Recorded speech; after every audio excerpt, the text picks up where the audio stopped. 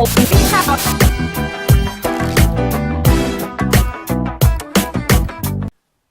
was just reading an article in the internet about a woman who gave birth to a baby in the street and on the sand. The article actually has some photos of the woman, and the spectacular thing about this woman is that she is the kind of woman that will be described in the layman's language in Nigeria as a crazy woman. And in the colloquial English, she will be described as a mad woman. And in the unpolished English, she would be described as a mentally ill woman. And the politically correct English would be, she would be referred to as mentally challenged woman. And in the Nigerian pidgin English, she would be also called Kolo, a Kolo woman. She don't Kolo. And the Yorubas will call her, they will refer to her as Were, as if she's from Owerri. The Igbos will refer to her as Onyara. And even the Benins, the Edos, would call her Omeme. So, yeah, she has all these names to be called. But one thing is this. She made it to the internet. Her news made it to the internet. But wouldn't make it to the offices that people who should take care of her would be aware of her situation. First of all, how did she get to that situation? How come she gave birth? She was pregnant and she was on the street. And I wonder what she was feeding on while she was pregnant. And how come she was allowed to make it to that situation without being taken care of?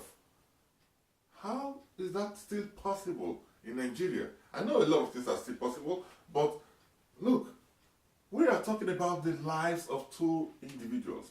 The newborn baby and the woman who has this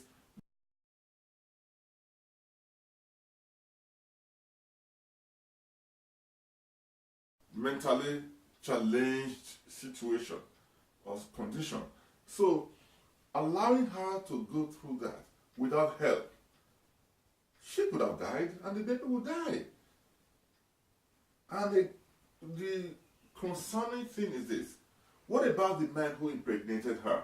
What is he? What effort has been made or is going to be made? I mean, the man should face justice. This is a crime that is committed. It is a rape, in my opinion, because you cannot say that that woman consented to that sexual activity that it made her pregnant. She definitely was raped because somebody took advantage of her situation and she was not in position to make good judgment for herself. So that man should be arrested. And I don't think it is difficult to get that man.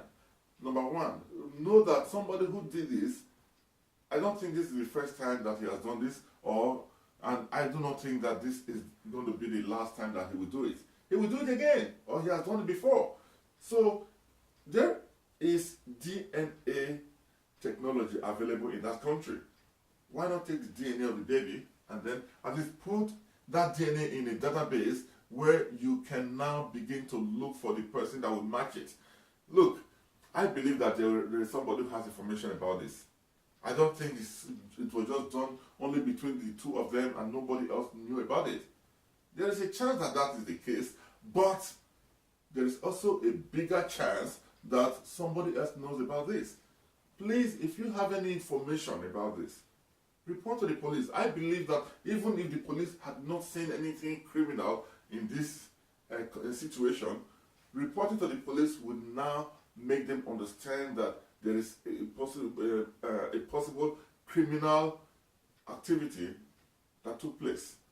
And that would trigger them to work. It's a shame that somebody has to tell the police what to do. It's a shame. Look, I know somebody who was always pregnant and giving birth to babies. And this woman happened to be mentally challenged. And what people do, the society, whenever the woman would give birth to the baby, they would allow the woman to breastfeed the baby until a certain age, and then the baby would disappear. We don't know what happened to the baby. I don't know. I have no account. I know nothing about the baby after that. And I remember that the woman will remain in her condition, and the next thing you see again, she's pregnant. So this is something that was happening, and people are doing this mainly on superstitious ground. The men who are impregnating them, they believe that when you impregnate a person who is mentally challenged, then you have good luck, or evil things, evil attack or whatever will fall off your shoulders. Look, let me tell you something. A man who would sleep and rape a mentally challenged woman, he is the one that is the madman. He is more mad than the woman, because he does not have a good heart. He is evil and is taking advantage of such person. So I don't think a normal person would do that. So if you are able to do this, you are the mad person. And please, I am pleading to the people who are listening to this. If you have any information and you know anybody who is doing this or who intends to do this, set an eye on him and report him to the police. And I believe that that will make the police to do their works. It's a shame that we have to say this, but please do something. In the first place, these people are not supposed to be in the street. And if, however, they're in the street, they should not be impregnated. Have some decency. If you know anybody who has an intention to do this, to impregnate somebody who is mentally challenged, set an eye on him. Report that person to the authority, report to the police, and I believe that there will be action. And if there's no action, people, please do whatever you can to stop this. This is not something that should be allowed.